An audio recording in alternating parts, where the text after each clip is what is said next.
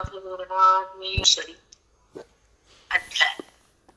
16 आणि त्या अध्यायामध्ये असुरी संपत्ती आणि दैवी संपत्तीचा जेव्हा हृदयामध्ये उगम होतो, असुरी संपत्ती पापाच्या शक्तीने उत्पन्न होती आणि काम क्रोध हे बुद्धीला विळखा घालतात. त्यामुळे अंतःकरण भ्रष्ट होतं आणि वृत्तीमधलं पावित्र्य संपत. तेव्हा वृत्तीचं नाव मनाचं पावित्र्य सांभाळायचं असेल आणि बुद्धीचा अहंकार टाकायचा असेल, बुद्धीतला अहंकार टाकायचा असेल, दुधातलं पाणी जाळायचं असेल, अग्नी लागतो. देहभाव संपवायचा असेल, आत्मभाव लागतो. स्वतःच कल्याण करायचं असेल, सद्गुरू लागतो, संत.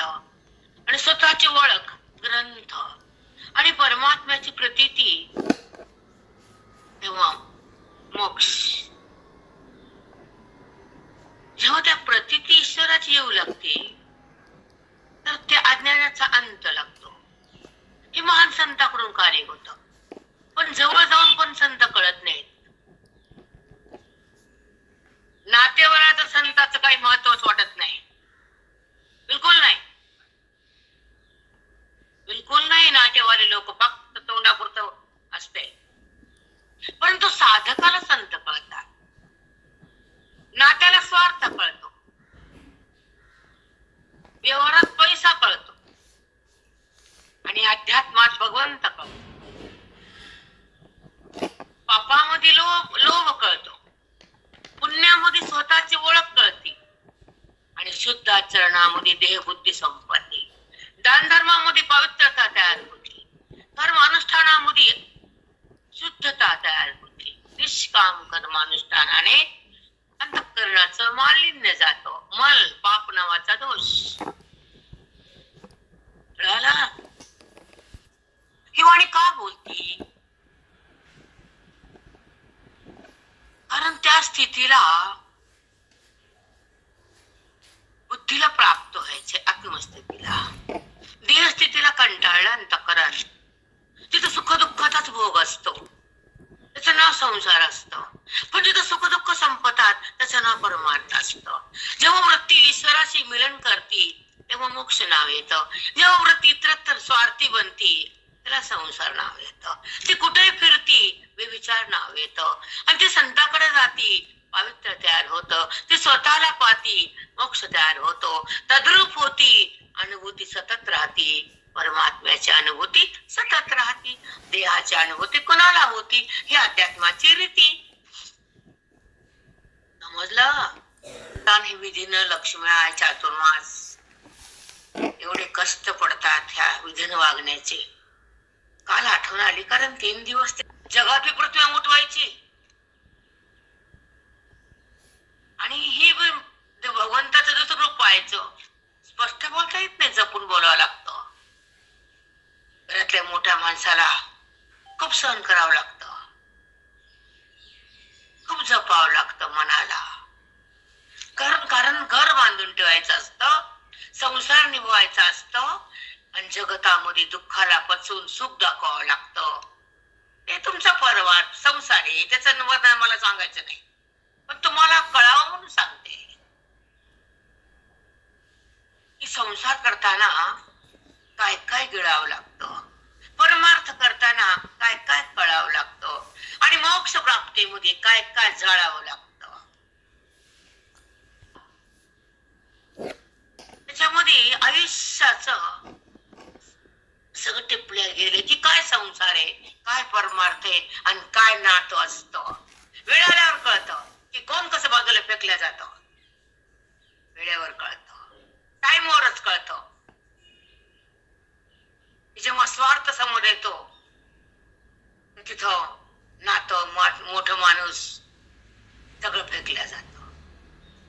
बोलायला काय तोंडावर गोड गोड गोड आम्ही तुमच्या, जेव्हा वास्तविकता समोर येते तेव्हा फक्त स्वार्थ नाचतो. सगळं माहिती आम्हाला, कारण आम्ही काही आयुष्य चपात्या भाकरी करण्यात घातलं नाही तुमच्यासारखं. त्याच्यामुळे आम्हाला तुम्ही शिकवायला जाऊन जास्त मिरवायचा नाही आमच्या पुढं. नाही, भाकरी चपात्या तुम्ही घातले त्याच्या आयुष्यामध्ये, आम्ही नाही. आम्ही साधूच्या पायापाशी, ग्रंथाच्या बोधापाशी, संताच्या अमृतापाशी, वेदाच्या ज्ञानापाशी आणि स्वरूपाच्या स्थितीपाशी आम्हाला संतानं नेले. भाकरी तोंड तुम्ही घातले, त्यामुळे संसारिक लोक आम्ही फेकून देतो चुरगुळा करून कागदासारखे बाजूला. म्हणून तर संसाराचं वर्णन रोज सांगते. चारोळी लिहिल्या म्हणून काय झालं? अनुभव नसतो ना तो, अंतर आहे ना मध्ये. मंदिरापाशी आले पण मंदिर बंद होत ना, वेळ संपली दर्शनाची. समजताय? साधू संतांच्या अवहेलनामध्ये अति पाप आहे. त्यांच्या वर्मावर बोट ठेवणं म्हणजे पाप आहे. त्यांचे दोष वर्णन करणं महापाप आहे. रोज भले आम्हाला काही देणे घेणं आहे. चांगलंय उलट करा, कळतं माणूस त्यावेळेस की वागणं काय, बोलणं काय, अस्तित्व काय, त्याच्या छापा दिसणं काय, मिळाल्यावर कळत. म्हणून आम्ही संसाराचा चुरगळा करून कधीच फेकलेला आहे. नात्याचं दार कधीच बंद केलेले, साधकाला कधीच स्वीकारलेले, संताला हृदयात कधीच ठेवलेले, बोधाला हृदयात नांदवलेले, वेदाला मनामध्ये बिंबवलेले आणि मोक्षाला श्वासामध्ये मानलेले. करू नका ना, आम्हाला टक्कर देऊ नका आणि आमच्या संग गेम खेळू नका. नो,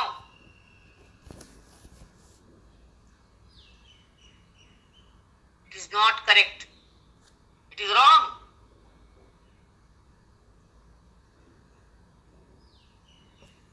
मध्ये असतच आहे, दाखवायचं एक, वागायचं एक, बोलायचं एक.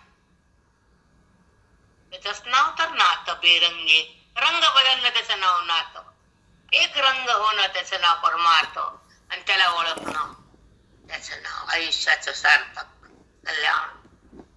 म्हणून त्याला ओळखताना नाते फेकावं लागतात, देहाला सोडावं लागतं, वृत्तीला मोडावं लागतं, अज्ञान सोडावं लागतं, ज्ञान जोडावं लागतं आणि भगवंताला हृदयामध्ये प्रगटावं लागतं. यस,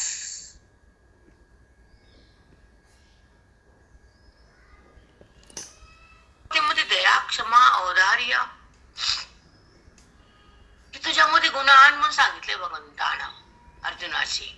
तेव्हा तुला माझी प्राप्ती आहे आणि असुर संपत्तीने तुला नरकाची स्थिती आहे. रडू नको, नात्यामध्ये अडू नको, मला सोडू नको आणि गीतेला ताडू नको, मोहामध्ये बसू नको आणि गीतेचं ज्ञान बुद्धीमध्ये आणल्याशिवाय राहू नको. क्षत्रिय धर्माचं पालन सोडू नको, मर्यादा ओलांडू नको, अधर्माचं प्रेम करू नको, त्या कौरवाकडे घुसू नको आणि तुझे तरी द्रोणाचार्य आहेत ना, ते अधर्मिक, त्याचा सुद्धा नाश करणारे, त्याला माझं म्हणू नको.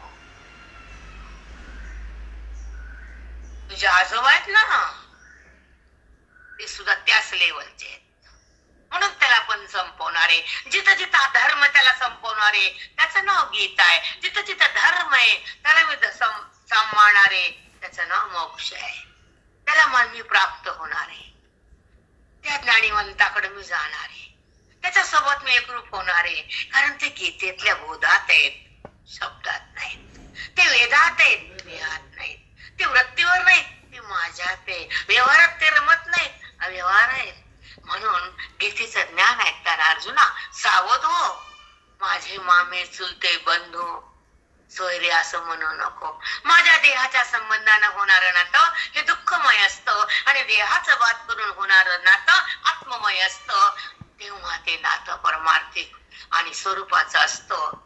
ते आत्मलिंग शांतीचं असतं, ते वैभव सुखाचं असतं, ते ज्ञान वेदाचं असतं, ते सुख महात्म्याचं असतं, ते हृदयात अवगत असतं, ते बुद्धीला प्रगट असतं, तिथं मन सहज असतं, ते ज्ञान मोक्षाचं असतं, ते वास्तवता सुखाची असती, ती प्राप्ती ईश्वराची असती, ती अनुभूती पांडुरंगाची असती आणि ती स्थिती वेदांताची ब्रह्म व्यक्तीची असती. म्हणून हे सोडून दे, देहभाव, नातं, वृत्ती, मोह, संसार, जगत आणि तू आणि मी सगळं थांबवा अर्जुना.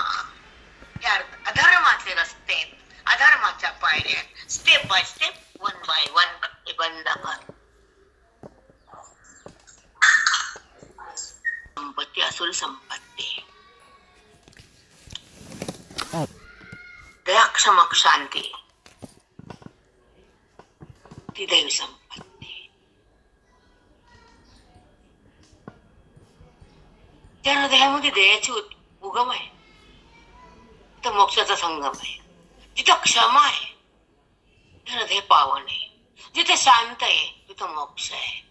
दया, क्षमा, शांती लागला समन्वय, पण दयाच ठेवायची.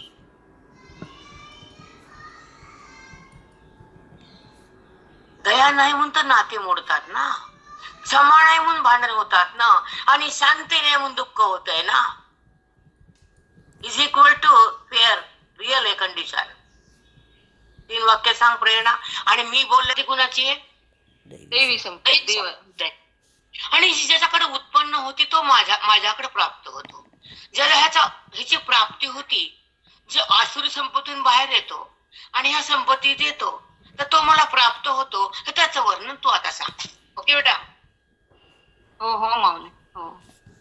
आहे आसुरी संपत्तीतून जो या देवी संपत्तीत येतो तो माझ्याकडे येतो. त्या देवी संपत्तीचं वर्णन आता मी तुला सांगतो अर्जुन. आणि ती दया तिथं प्रगट होती. आणि मग दया झाल्यानंतर क्षमा माणूस आपोआप करतो.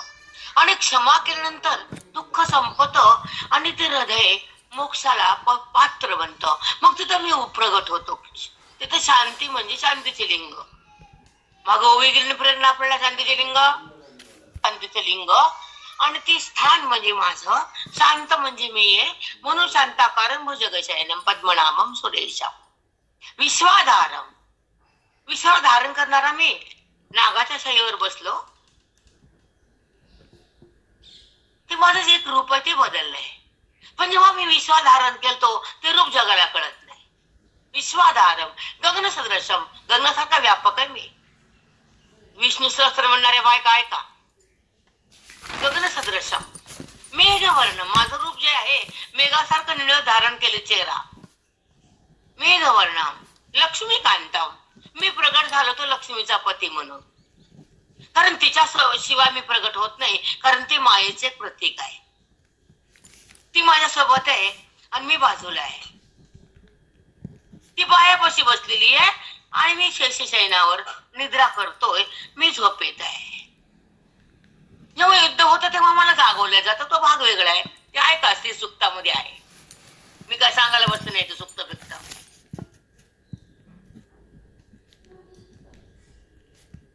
मग ना निंद्रा में विष्णू भगवान थे.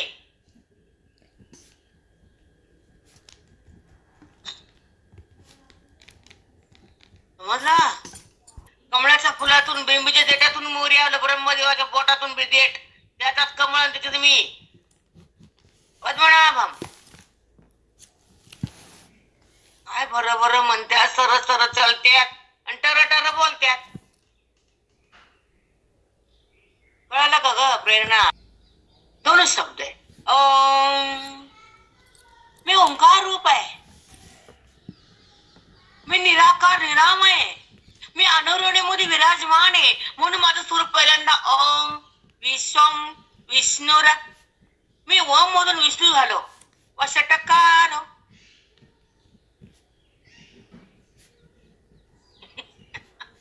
हो माऊली, किती गुढ अर्थ आहे. ओम सोन मन, असनावर मन, हिंडती घरात आणि मन ती बोलती दारात. इथे दारात आणि हिंडती घरात.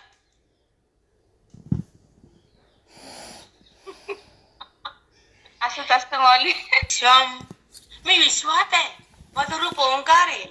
वषटकार. चला मी पुन्हा विष्णू सांगा म्हणते बाय काय याला काय शाब्दिक सुख असे नाना सुख ते तुम्हाला सांगून नको लांब चालले मी. चला बुद्धीला ठेवून तुझ्या पतीला पाहिलं आणि तुझी गाठ रेशमानं बांधायलो. तुझ्या गळ्यात सोन्याचं खोल टाकायलो. लक्ष्मी माते प्राणातून तुला नमस्कार करायलो. आता ज्ञान लक्ष्मी प्रगट हो.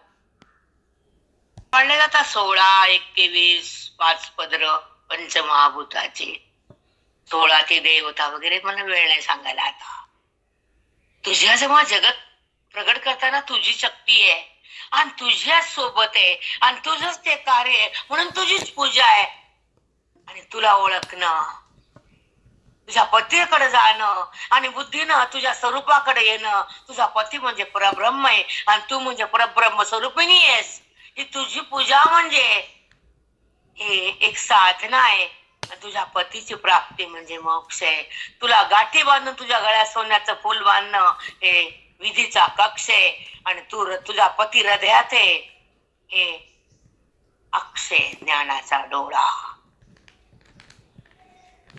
खूप सुंदर झाली की नाही? हो माऊली, हो माऊली. ती ज्ञानलक्ष्मी मोक्षलक्ष्मी तुमच्या चरणाची दासी आहे. ती तुमच्या चरणालाच आहे मोक्षलक्ष्मी. तो देव आणि देवी अमृतानुभवाचा अभ्यास महाराजांना खूप करून घेतलाय. ज्ञानेश्वरी लावून दिली, अमृतानुभव लावून दिला. काय भाग्य असेल माहित नाही. पण अमृतानुभवाचे 10 प्रकरण करून महाराजांना आम्हाला सोडलं, माजलगाव जोडलं. तिथल्या लोकांनी त्यांना काही नाही विचारलं. घरातच कुणाला काही नाही तर दारात काय त्याच. आणि गावात सण त्याचे तरी कुठं काय माहिती कोण्या भूताला. मध्ये बोल नका कुणीच माजलगावाले. कारण गावात महात्मा येऊन जर कळत नसतो, इथं तरी कुठं कळत आमच्या गल्लीत. त्याच काय तुमची चूक नसती. गंगेच्या काठावरच्या लोकांना गंगेची काय किंमत. बाहेर गावून येतात लोक, लांब लांबून लांबून लांबून 100, 500, 1000 किलोमीटर येऊन जातात गंगेवर. गंगेच्या काठाच्या मध्ये रोज गंगा आहे आम्हाला. त्या गंगेचं काय कारण आहे आणि काय गंगेची काय किंमत आहे. बाबा बाबा बाबा कसं असत हे. उन्हात रशिता लागी पाणी राहिले असे जगी, ऐसे दुःखितांचे सेलभागी जिने तयांचे. तैसे दुःखितांचे सेलभागी जिने तयांचे. दुःखी लोकांसाठीच तो जगतो आणि त्यांच्या दुःखासाठी धावतो आणि जेवढं करायचं तेवढं करतो. जसं पाणी जगात तयार झालं तर लोकांची पाण्यानं त्रसा दूर होती. पाण्याचा स्वतः उपयोग काहीच होत नाही, ते पाणी लोकांच्या उपयोगाला जातं. तसा दैवी संपत्ती लोकांच्या उपयोगी जातो. ते आचरण पण होत, तसं आचरण पण होत. हो माऊली, खरंच स्वतःचा विचार बचवावं लागतं, त्यांना संसार म्हणावं लागतो. खरंय माऊली. 5 रुपये बाजूला ठेवून द्यायचे आणि ते गपचूप गरीबाला. माझ्याकडे कचऱ्याची गाडी येते, त्यांना पटकन मी पॅकिंग देते. दिवाळी चुड्याचे पुढे खायला ते टाकत तिथे कचऱ्यामध्ये उभं टाकतात. रडू येतो मला. आपले दहान नेतात काढून. थांबा भैया, मी आणते तुम्हाला काहीतरी. काढली आणि तुम्ही गरीब बिचारे पोटासाठी कचऱ्याची घाण काही बघत असं नेतात ओढून ओढून ओढून. तुम्हाला बघितले की उतरतो खाली, पटकन हातातले बकेट घेतो जातो वरी. अरे येतो गल्ली बघती, सगळी गल्ली बघती. हो माऊली. राव गरीबाची क्यू याव, दया याव, तळमळ तळमळ जीवा, मगरूर नसावं, आसुर नसावं, कठोर नसावं, बेशिस्त नसावं, दानधर्म असावा. मनामध्ये एक शुद्ध भाव प्रगट व्हावा. अशुद्ध आले की ते कट करावं. साधनेमध्ये थांबावं, ईश्वराच्या नामात रंगावं, बोधाला वाढवावं, अभेदात जगावं, भेदाला टाकावं, स्वरूपात थांबावं आणि आपलं आपलं स्वरूप आपल्याला प्रगट करता यावं. प्रेम करता येतं नात्यावर, पैसा जमा करता येतो, अलंकार आयुष्यात करता येतात. पण त्या भगवंताची स्थिती बघणं, आत्मऐक्य होणं, देहाचा बात करणं, वृत्ती बाजूला जाणं, आवरण नष्ट करणं, अज्ञान भस्म करणं आणि स्वचं भान जागृत करणं, देहाचं भान संपवणं, वृत्तीला स्थगित करणं आणि जगताचं सत्यत्व बंद होणं आणि व्यवहाराचं मिथ्यात्व प्रगट होणं, अद्वैताची स्थिती भोगणं आणि द्वैताला मुळातून फेकणं, त्याचा नाश करणं, हे ब्रह्मवेत्याचे लक्षण असतात. साधू संत म्हणून तर त्यांना पदी येते ती सत्यभाव आणि मिथ्याभाव. जेव्हा मिथ्यात्व दर्शन होतं जगताचं, तेव्हा भगवंत प्रगट होतो आणि बुद्धीचा अभेद होतो. आत्मलिंगाची धारणा होती आणि आत्मस्थिती सतत तयार राहती आणि देहस्थिती बंद होती. कारण जे आत्मस्वरूपाचा असलेलं आवरण ब्रह्मज्ञानांना नाश पावतं आणि आवरण गेल्यानंतर स्वयंभू परमात्मा प्रगट होतो आणि बुद्धीचा आत्मप्रवेश होतो. दोघांचं मिलन होतं. त्याला आत्ममिलन म्हणतात, मोक्ष म्हणतात. महावाक्याच्या ज्ञानानं आणि पवित्र अंतःकरणानं, वेदाच्या शक्तीनं, हृदयाच्या भक्तीनं, साधनाच्या तपेनं आणि गीतेच्या ज्ञानानं, ओवीचा आपल्या प्रभावानं आत्माराम आपल्याला होता येतं. देहाचं भान संपून जातं. तिथं ईश्वराचं मिलन होतं. बुद्धी ईश्वरात लीन होती. तेव्हा ते आत्मारामामध्ये तदाकार होती. तेव्हा मी देह नाही अशी मिथ्यात्वाची गाठ बांधल्या जाते. निश्चय होतो हा तेव्हा मी तोच आहे परमात्मा, मी नाही अनात्मा. हाच अनात्मा आहे. त्याचा संबंध बुद्धीने केलाय. दुःखाचा प्रसंग आलाय. जगताचं सत्यत्व तयार झाले. मन मातीत गेले. मोहानं थैमान घातले. बुद्धीमध्ये विचार आलाय. विकार जागा झालाय. आकार मनात आलाय आणि निराकार बाजूला गेलाय. म्हणून बद्धता तशीच राहिली, मुक्तता बाजूला गेली. ही स्थिती जेव्हा ज्यांना कळाली तेव्हा त्यांचं मन ईश्वराकडे वळलं. राम नारायण स्वरात घेतलं तर प्रेम तयार होत. विसरू नको, न वागण्यात, न वाणीत, न हृदयात. त्या स्वरामध्ये श्वास घेत राहावे. विश्वास साधूर ठेवावा, नात्यावर नाही, कारण ते विश्वासघात करतात.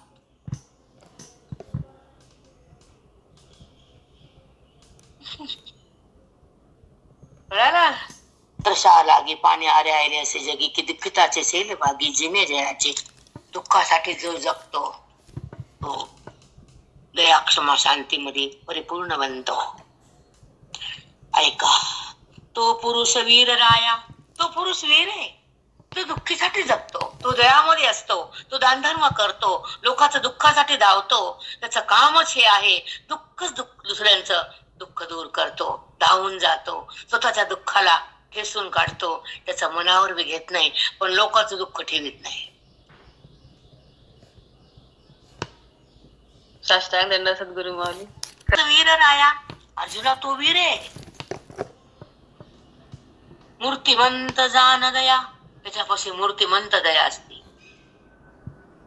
मी उदय जाती जया ऋणिया लाभे, अशा लोकांचा मी ऋणी होऊन राहतो त्याच्यापाशी. अशा लोकांचा मी ऋणी होतो, ऋण फेडतो, असं ज्ञान देतो, असं आवरण काढायला मदत करतो, असं संताकडे त्याला घेऊन जातो आणि त्याला माझी प्राप्ती करून देतो. ऋणिया लाभे. किती छान माऊली, खरंच. आपण पायाखाली जाऊ म्हणून भिंतीच्याकडे लेल लावतो मुंगी. हो माऊली, खरंच आहे. त्याला असं संत बनायचं, काहीतरी श्वासामध्ये काहीतरी कर्तव्य करावं, त्याच्यातून जीवन मुक्तीला काहीतरी ते उगम स्थान बनावं, एक काहीतरी कुछ और बनावं. आपलं धन काहीतरी 2 पैसे तरी, रुपये तरी दुःखी लोकांसाठी, गरीब लोकांसाठी, अनाथ लोकांसाठी, दवाखान्यासाठी, औषधासाठी जाव. ते करून बघा, मग आनंद कळतो काय ते करून पहा. ऐकून नाही, ते केल्यानंतरच कळतं. साखरेकडे बघून साखर गोड कळत नसते. पण ते बघणं म्हणजे परमार्थ बहिरंग आहे. त्याची चव म्हणजे अंतरंग. चव घेणं म्हणजे अंतरंग आहे. खरंच आहे. त्याचा अनुभव घेतल्यावरच आनंद कळतो. खरंच कार्य काय, त्याची स्थिती काय, त्याचं स्थान काय, त्याचं अभिन्नत्व काय, तो आहे काय, त्याची सुखरूपता काय, त्याची प्राप्ती काय, त्याची अनुभूती काय, त्याची स्थिती काय, त्याचं ऐक्य काय, त्याचा अनुभव काय, आणि त्याचा संगम झाल्यावर मन तिथं थांबणं म्हणजे काय. भगवंतापाशी मन भगवंतापाशी जाणं ही साधना, तिथं थांबणं साध्य, त्याच्याशी एकरूप होणं सिद्धता.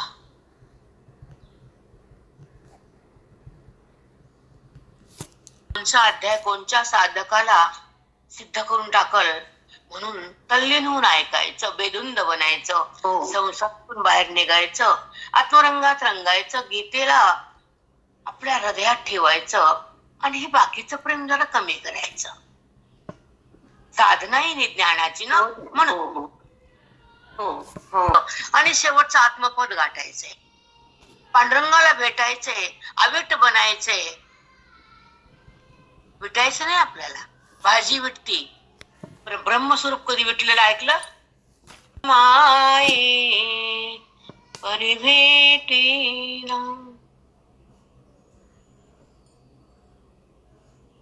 अविट आहे, तो सोबत आहे, जवळ आहे, परिभेटे. काय अभंग चुकीचा आहे का? जवळ आहे, तुमचं स्वरूप आहे, तुमचं ते संबंध त्याच्याशी, तुम्ही संबंध केला देहाशी, मग कसा भेटाल तो? हा संबंध संपला की तो प्रगटला, हा संबंध आला की तो झाकला गेला. आवरात अनात्म्याच्या संबंधाने बघून त्याला आवरून जाता तयार तुम्ही केलं. हा संबंध तुम्ही वाढवला, हा संबंध वेदानं संपवला. गुरु म्हणजे वेद आहेत, बोध म्हणजे वेद आहे, गीता म्हणजे वेद आहे, ओवी म्हणजे वेद आहे, आत्मचिंतन म्हणजे वेद आहे, सत्संग म्हणजे वेद आहे, श्वास म्हणजे वेद आहे, सोहम श्वास म्हणजे वेद आहे. सोहम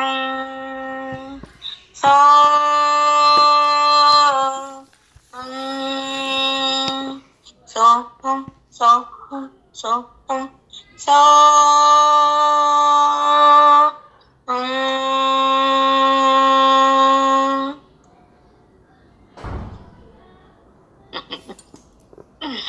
तो आहे सांगायला ते लागते. हम माया स्वपरमात्मा दोघांचं एक स्थान, देव आणि देवी, प्रकृती आणि पुरुष,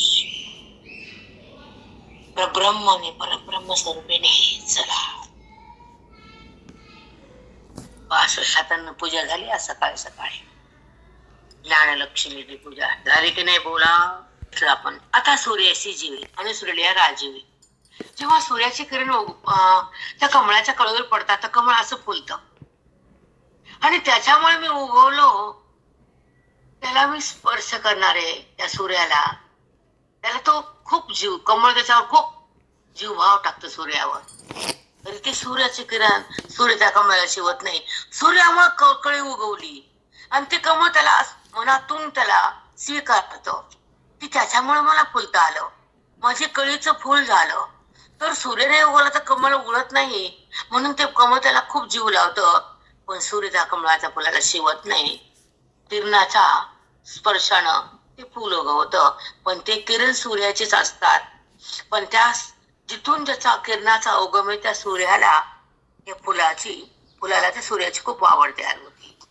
अनुसरतो तो त्या सूर्यालाच, म्हणतो की मला त्याला भेटायचंय. सूर्य त्याला भेटू शकत नाही. ऐका, अनुसरले या एक मिनिट. सूर्याशी जीवे अनुसरले या राजीवे. मनातून जरी त्याला भेटायचं म्हणलं तरी कमळाला सूर्य भेटत नाही. परी ते तो ना शिवे. शब्द कळाले माहित आहे? परी हो मावली. नाही माऊली, नाही शिवत. तो शिवत नाही आणि त्याच्या वाचून कमळ फुलत नाही. तो जगात आहे तरी तो वृत्तीला देहाला शिवत नाही आणि त्याच्यावरून जगत बनत नाही. साष्टांग अप्रतिम प्रयत्न. किती सुंदर लागला. ऐका, नंतर घ्या. परी ते तो न शिवे हे शब्द पाठ करत जावे. आणि सांगतो तुम्हाला, आमचं म्हणजे मोठेपणाने एक वास्तविकता आहे. जेव्हा सिद्धांत येतो तो मन थांबलं जातं. परी ते तो न शिवे झालं का नाही पाठ? हो, ते न शिवे. त्याच्यामुळेच कमळ उगवलंय. त्याच्या किरणानं कमळाला कळीला फूल केले. त्याच्या आभासानं जीवभाव झालाय. कुठं जीवभाव आहे? जीवभाव नाही, शिवभाव नाही, सगळा ब्रह्मभाव आहे. मला सांगायला वेळ नाही, मला पुढे जायचंय. तुम्हाला टप्पा लावून दिला, बाकीचं लावून द्या. अंतःकरणामध्ये जेव्हा आभास अंतःकरणात मिसळतो चैतन्याचा, आभासयुक्त अंतःकरण जीव आहे. पण आभास चैतन्याचा आहे, चैतन्य म्हणजे जीव नाही. चैतन्यच जीव. व्यवहार करताना ही वृत्ती जेव्हा उगम पावती, गुणाने युक्त होती, देह जगताचा व्यवहार करती, तेव्हा ती वृत्ती मलिन असती. कारण तिथं गुण असतो, म्हणून मध्ये आभास असतो, तो चैतन्याचा असतो, म्हणून त्याचं कळणं असतं, हालचाल असती, व्यवहार असतो, शक्ती असती, आणि ती शक्ती त्याची असती हे ज्यांना कळतं, तर तो आभासाचा बाधून ते भगवंताचं जेव्हा अस्तित्व तयार होतं, बुद्धी त्या ईश्वरामध्ये लीन होती, व्यवहार बाधित होतो आणि स्वरूप प्रगट होतं आणि मन शांत होतं, कारण त्या आत्मारामात विलीन होतं. जेव्हा अंतःकरण त्या ईश्वरामध्ये समर्पित होता ज्ञानानं. रामकृष्ण हरिताई. साष्टांग दंड सद्गुरु माऊली. ताची आवाहणी आली यावन स्त्रियाचा अक्षोहिणी, ते न करतेची घेणी निघाला तो, ते न करतेची घेणी निघाला तो. जेव्हा बागेमध्ये वसंत ऋतूचं आगमन होतं, तर बागेला कळ्या, फुलं, तोर, सुगंध तयार होतो. पण तेव्हा तो सगळी बाग फुलून जाते, फुलानं लदबद, फळानं लदबद होती, सुगंध मधुर तयार होतो. हे वसंत ऋतूच्या आगमनाने होतं. पण तो सुगंधही घेत नाही, तो फळही विकत नाही, वसंत ऋतू हे सगळं करून निघून जातो. निघाला तो, लक्ष त्याचा ओळखा, ते न करतीची घेणी. त्याने जे केलं, सुगंध केला, फुलं केले, फळं केले, ते न करतीची घेणी निघाला तो. त्याने जे बी काय केलं तो घेत नाही आणि वसंत ऋतू निघून जातो आणि त्याचा भोग जीव घेतो. प्राणी मात्र